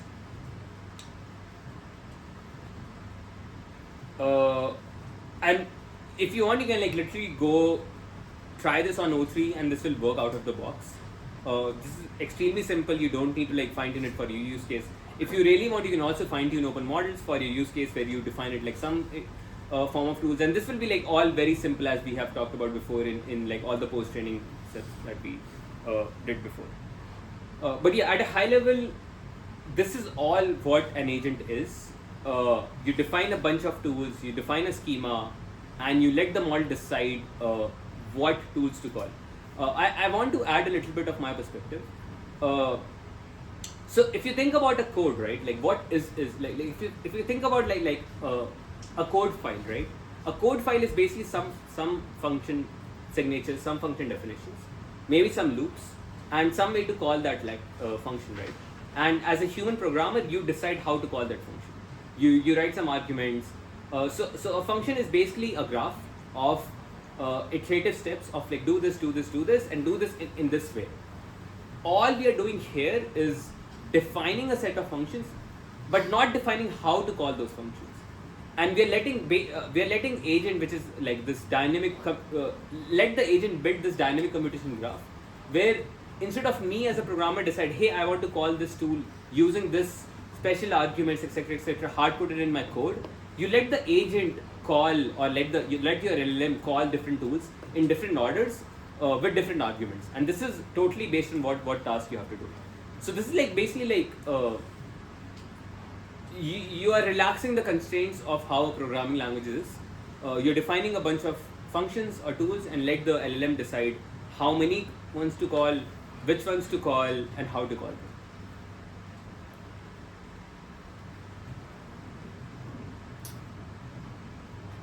Right. So, and more recently, if some of you would have this thing called MCP or Model Context Protocol. This is just one. So how with like server client protocol we have REST, which is a unified framework where you have a server, you have a client, and you have a unified framework where they can talk to each other. This is just an initiative by Anthropic from last year to standardize how any agents in the world can call any tool. So basically, what you were defining before, they came up with like a unified protocol which uses like JSON to do some passing from client to server. But and this has like picked up in the last few months because this is a unified protocol, and you'll see more and more MCP based tools out there. Like every major provider probably has an MCP tool at this point. And if you want, what you can do is you can like connect those to like Cursor, Claude, etc., like any form of agentic things, which will then know how to call this tool. But again, all of this will only be possible if the provider that is that you want to like call has an API, has some of API interaction, etc., more recently, Claude Code is another example. This is another in CLI coding agent, which has like a bunch of tools. There are people out there who have reverse engineered Claude Code, and the prompt space is really rich, and I would really appreciate I would want you guys to like go back, try to read some of the prompts. It's like amazing work on like how they have constructed the prompts. But also at this point, I'm sure because you have an environment where developers can like call tools, do things in the program. Moving future, Anthropic models, I'm sure even right now when like Sonnet 4 and Opus 4 was released from Anthropic, they are trained to tool call, and because Anthropic has an harness to do that in a software engineering environment, these models will be more structured, more readily better for their own harness because they're being trained for their own harness. And that is one reason I believe Claude Code is still like, even though being a CLI tool is preferred by many people over like Cursor, who have been around for many more time than Claude.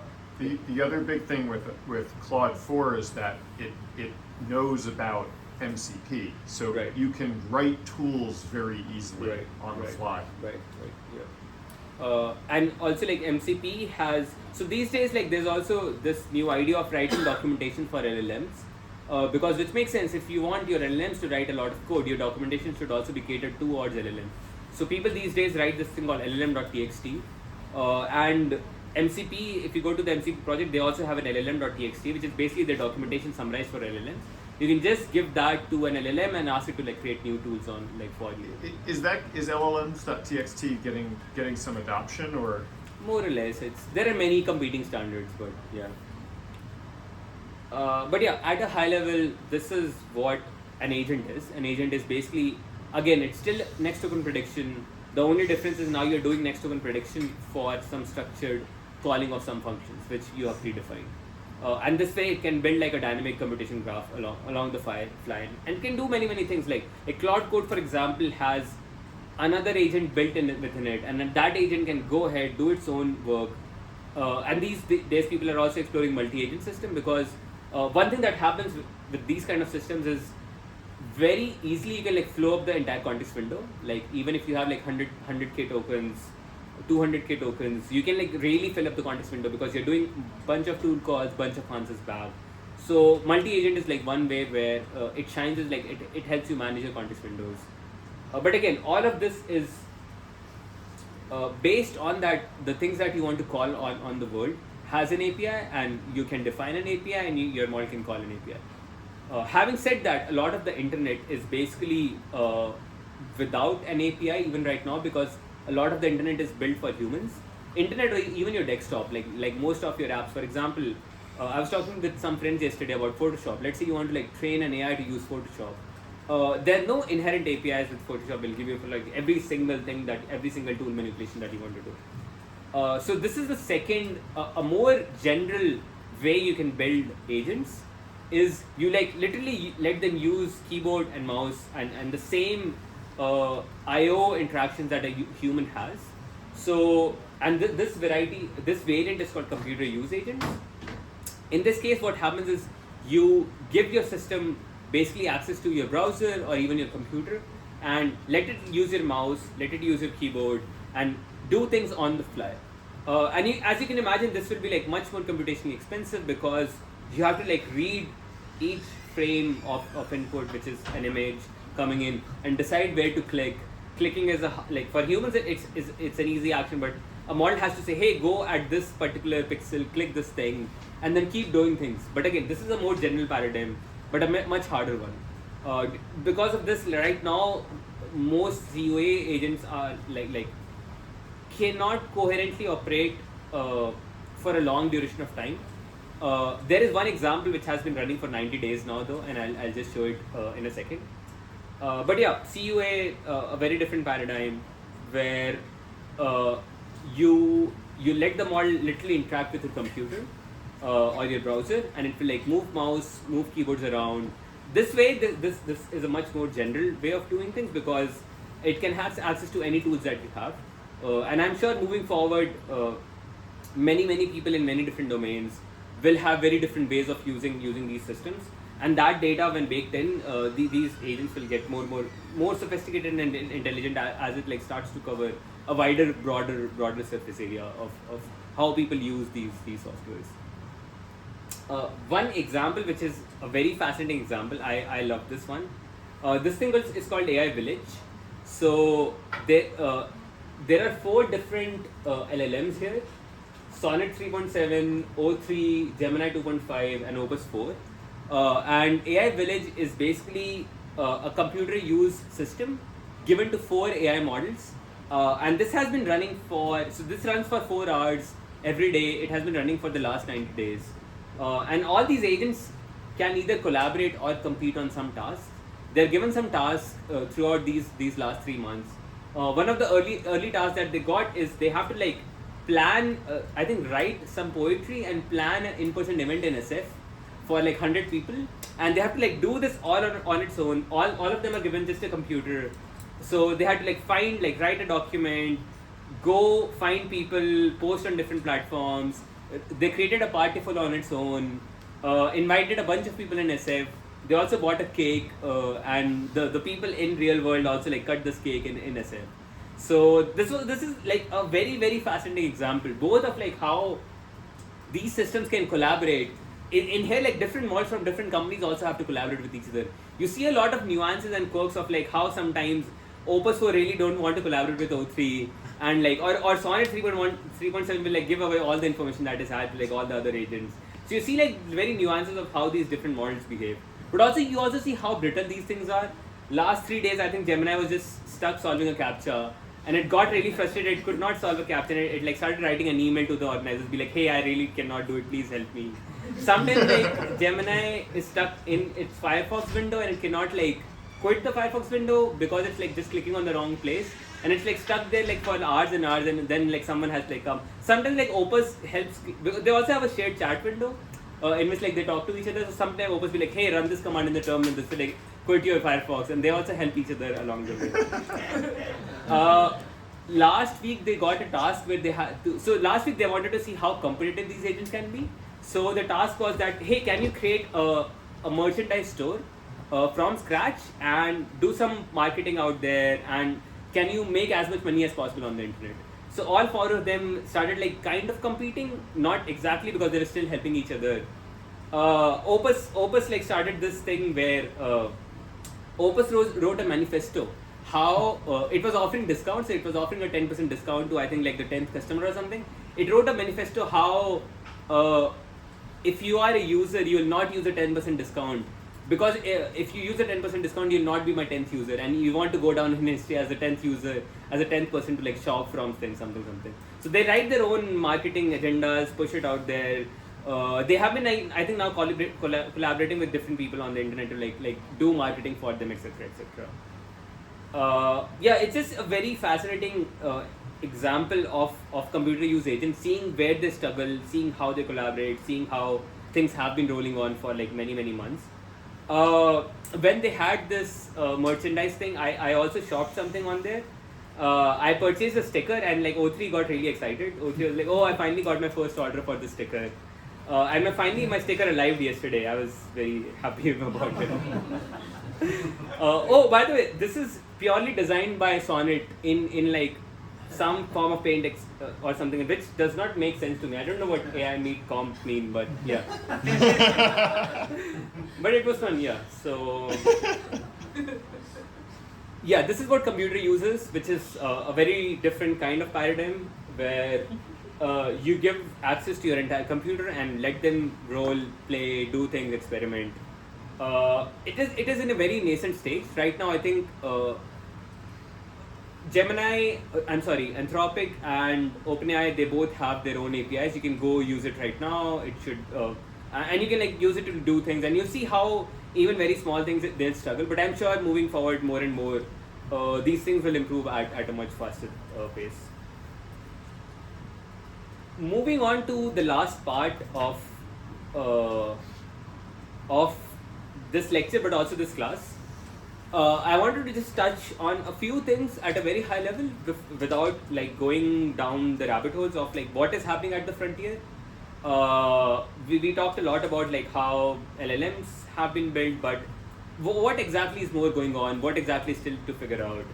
So there are many exciting things going in the safety research, also in the interpretability research.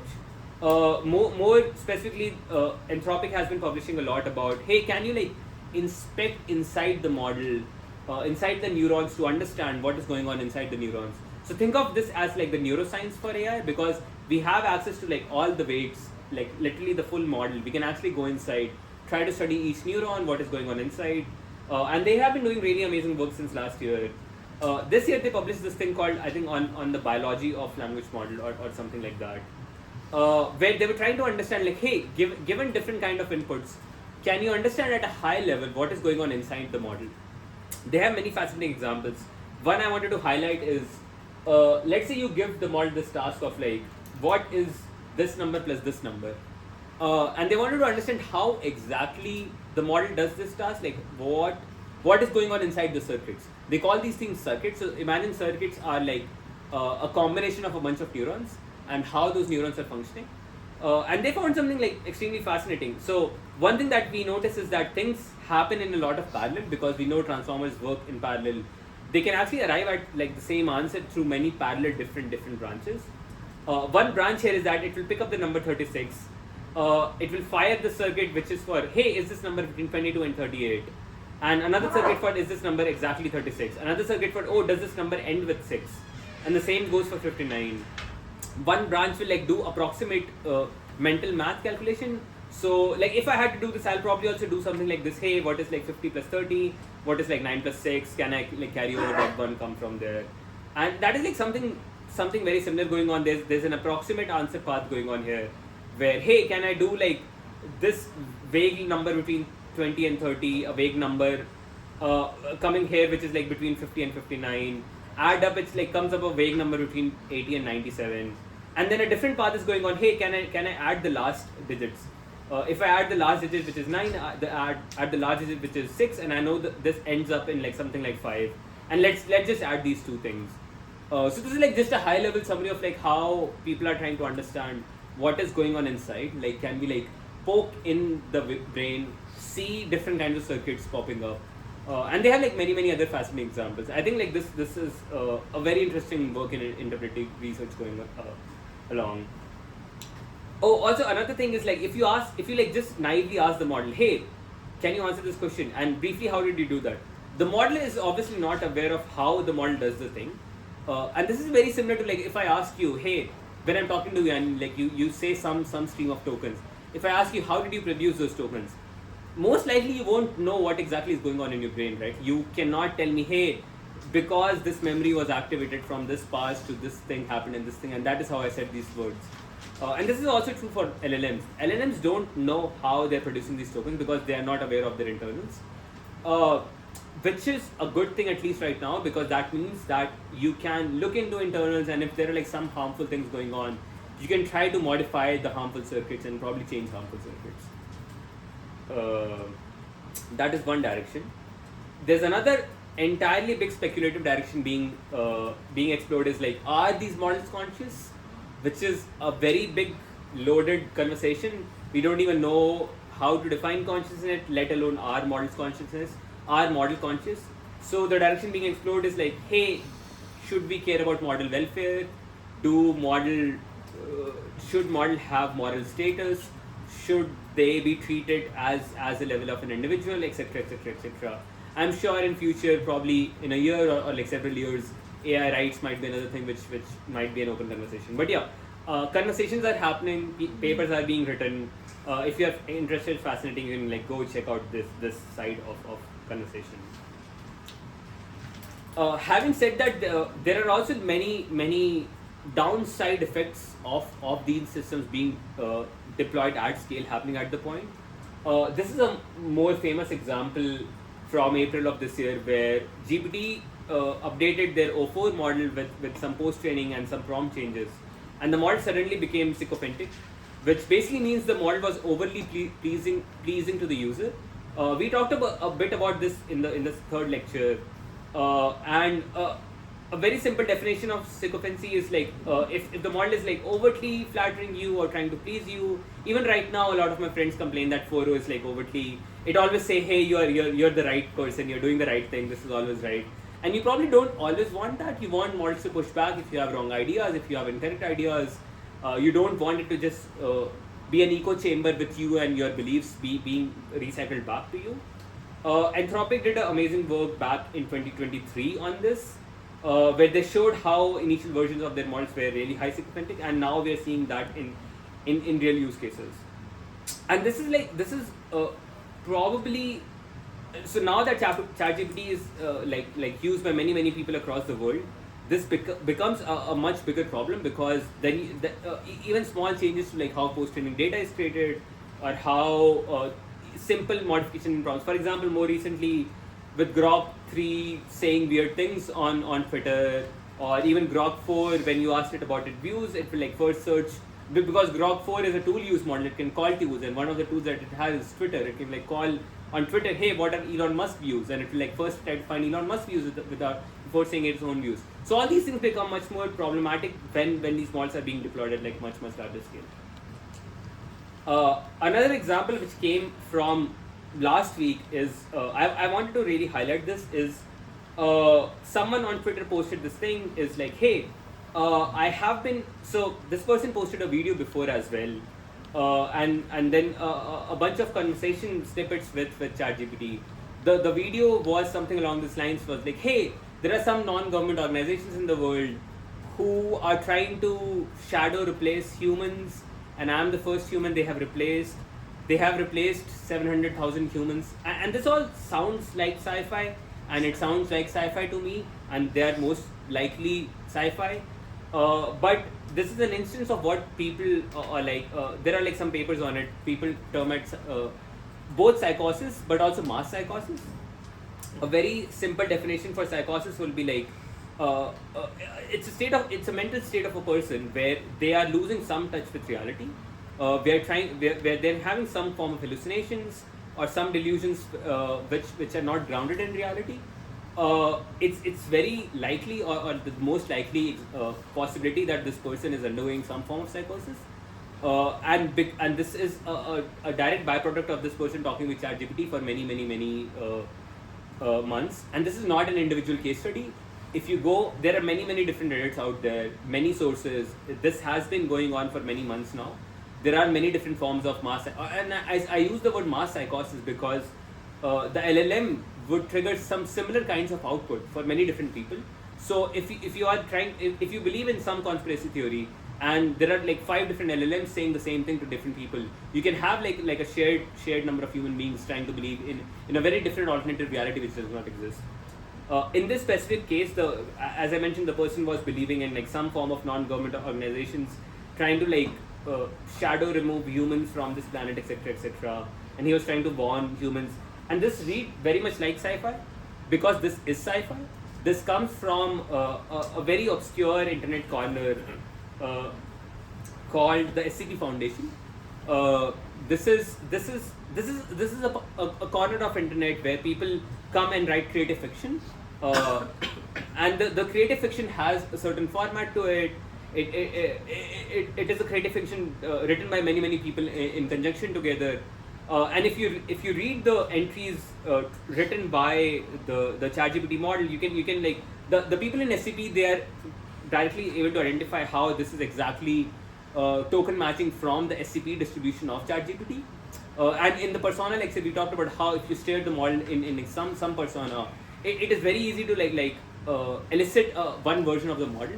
And SCP forum is a really big forum. Like it has. So someone said that it's roughly 30,000 more tokens than the entire Harry Potter volume combined, which is a lot of tokens. That means this is definitely part of your pre-training data and your post-training data.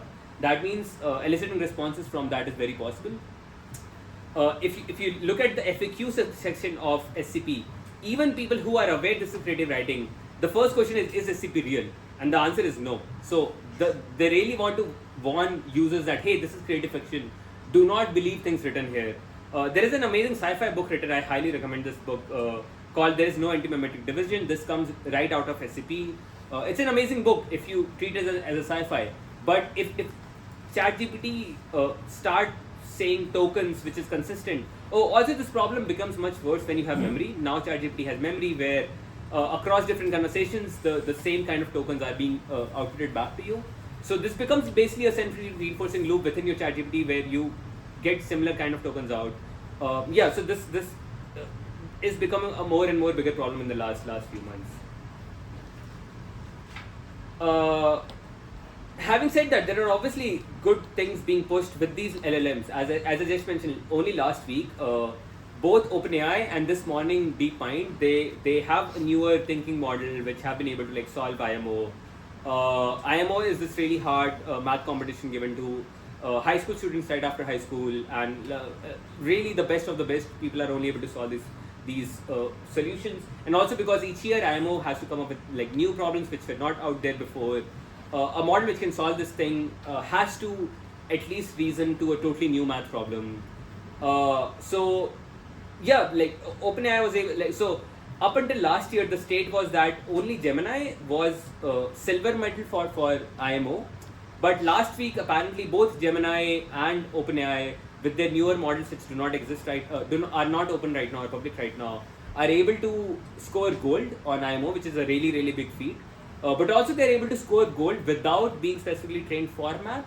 Last year, Gemini was able to do with very specialized systems, different for geometry and different from proving, only for math, and they were able to do silver. But now, both Gemini and OpenAI, without tool calling, without using a programming language for math, without being trained to specifically do math, like a human mathematician in informal mathematical language, they're able to like score gold. So I think like we have like amazing progress being pushed using language models.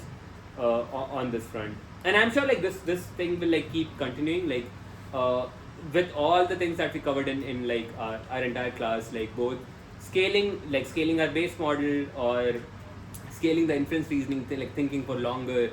I'm sure these models will get smarter and smarter, and we have both an amazing future ahead, but also like we have to tread carefully, because there are like with any technology, right? Like we have good and bad things, and the same is being true for RLMs. But yeah, I think that is a good place to leave. I don't have anything else for today. I have a question. I mean, could you shed some light on the state of the art in like finance? Like, do we expect similar like leaps in performance with trading and things like that could have like large financial implications if they're, you know, like market-wide consequences? I am pretty sure yes. So I have been personally doing this for the last year or something. At a smallish scale, but we are already seeing like these models being substantially better than your traditional tree models or like linear models. But I'm sure like someone who can like unlock this like quote unquote pre-training at like all assets across many products with high latency, it would have a like a substantial effect. I'm sure about that. Do we know anything about how 4.0 was trained and how it differs from? I mean, I know it's like a secret. They haven't like published that, right? Or like how it differs from the Llama multimodal training. But I don't know if anyone's figured out anything out about GPT. So the base model is GPT-4, right? Is that how was 4.0 derived from 4, or was it trained de novo separately? So as far as I am, so this is obviously based on my understanding, GPT-4 was the base model, and everything which comes on top, like even O3, O1, all these series is based on GPT-4. And then when they finished 4, they had 4.5, or like the next bigger, 10 times more bigger model, which was 4.5. And 4.5 is substantially expensive than 4 and like all the other series.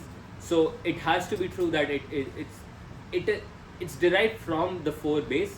It could also be a smaller one because like it's much cheaper, etc. So. Well, I asked about 4.0 because of its image generation abilities. Right, to be, right. Like it's better at editing images in ways that other models can't. Right. So again, for image, the best that I am aware of, that it is an X-token predictor, very similar. So it's not a diffusion; it's an X-token predictor. You're predicting some missing next things, which is called a raster scan in like image generation. But that's all about, I know, the information which is like on Twitter and like out. Right. out Yeah. on forums, yeah. They haven't published.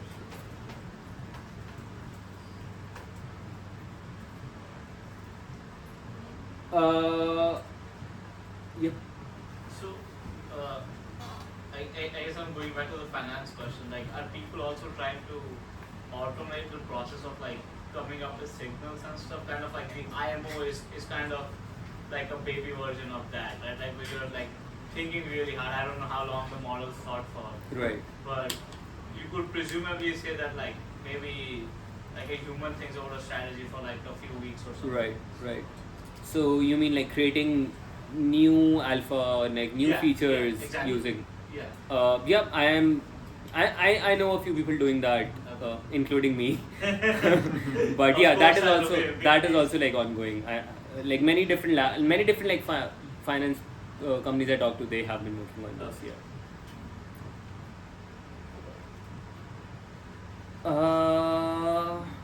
Okay, if there are no other questions, I really want to thank you guys for like coming again back for the 6th lecture and like showing up like for all the 6 ones and like hearing me yap for like 2 hours straight.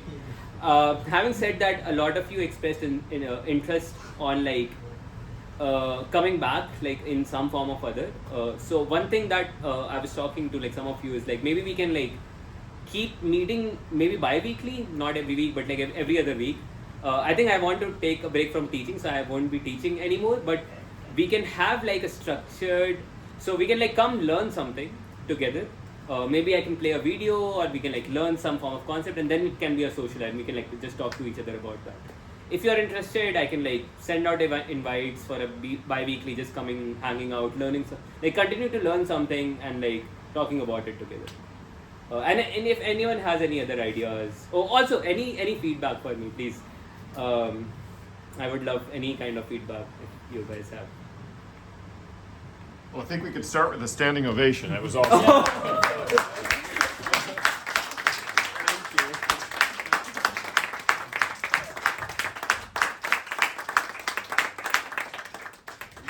We also brought a cake. This is technically the largest fractal U class ever thought, so. Oh, congratulations. You're just yapping your good tokens. Good tokens. Thank you so much, guys. This meant a lot. This was my first time teaching anything, so this was amazing. This was also a lot for me, like going back every week, trying to prepare for the entire week, coming back. But yeah, thank you so much, guys. This was amazing. Woo! Thank you. Thank you.